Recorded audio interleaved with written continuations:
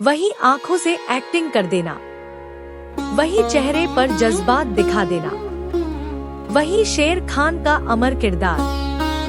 ऐसे थे प्राण साहब, एक ऐसा नाम जिसने खलनायकी को भी एक इज्जत दी, एक कला बना दिया।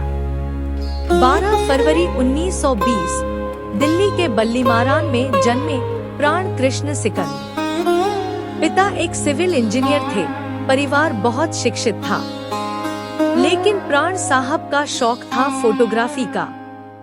एक दिन जब वो लाहौर में फोटोग्राफर के तौर पर काम कर रहे थे, तो वहीं उनकी किस्मत ने करवट ली। किसी ने कहा, आपका चेहरा फिल्मों के लिए परफेक्ट है, और यूं उन्हें पहली फिल्म मिली, यमला जान, 1939।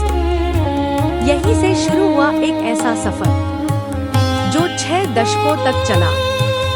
1940 के दशक में उन्होंने कई पंजाबी और हिंदी फिल्मों में काम किया, लेकिन 1947 के बंटवारे के बाद जब वो मुंबई पहुंचे, तो उन्हें शुरू में नेगेटिव रोल्स मिले, क्योंकि उनके चेहरे पर एक अनोखी गंभीरता थी। और फिर जो हुआ वो इतिहास बन गया। जिद्दी 1948 देव आनंद के साथ पहली बड़ी हिट। जिस देश में गंगा बहती है 1960, जहां वो एक डाकू बनकर भी दिल जीत गए। उपकार 1967, जहां खलनायक होते हुए भी सबके प्रिय बन गए। और फिर आया जंजीर 1973, जहां उन्होंने शेर खान का किरदार निभाकर पूरी पीढ़ी के दिलों में अमर छाप छोड़ दी। उसके बाद डॉन, अमर अकबर एंथनी, कर्ज, कसौटी, हर फिल्म में उनकी मौजूदगी ने कहानी को नया रूप दिया। एक दौर ऐसा था जब माता पिता अपने बच्चों का नाम प्राण रखने से डरते थे, क्योंकि पर्दे पर वो इतने खतरनाक लगते थे, लेकिन असल जिंदगी में वो बेहद नरमदिल इंसान थे। सेट पर हमेशा समय से पहुंचना, किसी से ऊंची आवाज में बात न करना, ये उनकी पहचान थी। उनके कोस्टार्स जैसे अमिताभ बच्चन, दिलीप कुमार, देव आनंद, अशोक कुमार, सभी ने उन्हें एक उत्तम अभिनेता और महान इंसान बताया।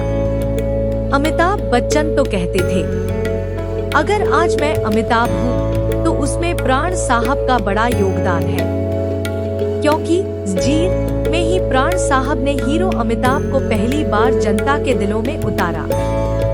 प्राण साहब की शादी हुई थी शुक्ला सिकंद से, और उनके 3 बच्चे हैं, 2 बेटे और 1 बेटी। पर्दे के बाहर वो एक आदर्श पिता और समाज सेवी के रूप में भी जाने जाते थे। उन्हें जानवरों और बच्चों से बेहद लगाव था। 2001 में भारत सरकार ने उन्हें पद्मा भूषण से सम्मानित किया, और 2013 में दादा साहेब फाल्के अवार्ड से भी नवाजा गया। प्राण साहब ने 350 से अधिक फिल्मों में काम किया, हर किरदार में जान डाल दी, चाहे वो निर्दयी डाकू हो, चालाक विलेन हो, या फिर कोई मजबूत पिता। हर रोल में वो प्राण बनकर जिए। आज भी जब पर्दे पर कोई खलनायक मुस्कुराता है, तो दर्शक कहते हैं, अरे इसमें तो प्राण साहब वाली बात है, क्योंकि नाम सिर्फ प्राण नहीं था, वो तो सच में फिल्मों के प्राण थे।